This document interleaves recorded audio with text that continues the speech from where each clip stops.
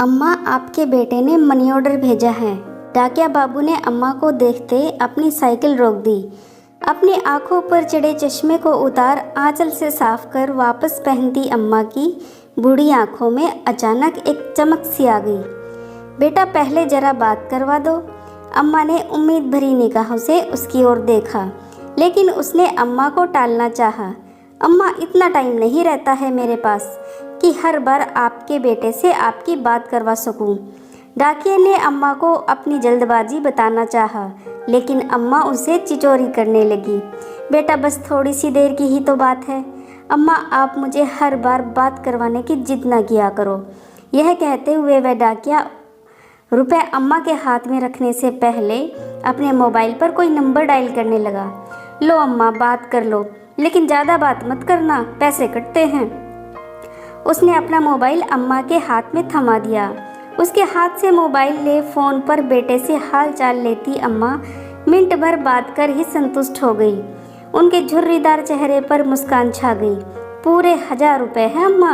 यह कहते हुए उस डाकिये ने 100 के 10 नोट अम्मा की ओर बढ़ा दिए। रुपए हाथ में ले गिनती करती अम्मा ने उसे ठहरने का इशारा किया।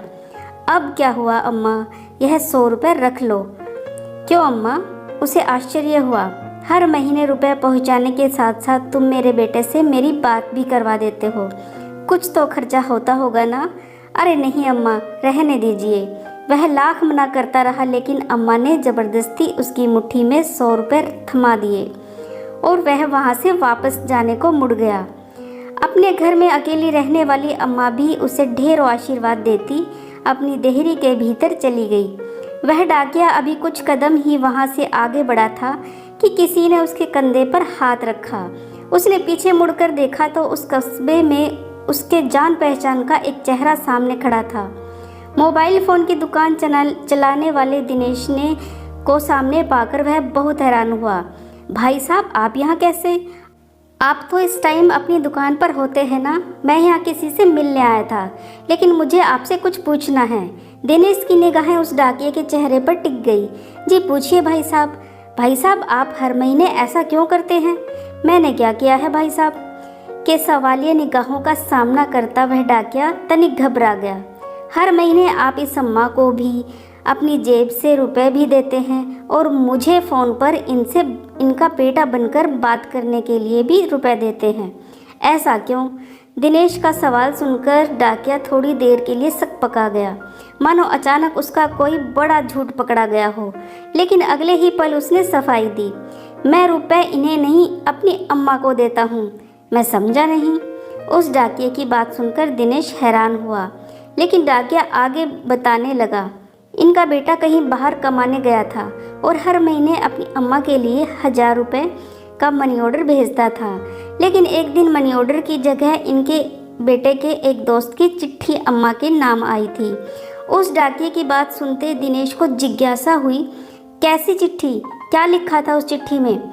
संक्रमण की वजह से उनके बेटे की जान चली गई, अब वह नहीं रहा। फिर क्या हुआ भाई? दिनेश की जिज्ञासा दुगनी हो गई, लेकिन डाकिये ने अपनी बात पूरी की।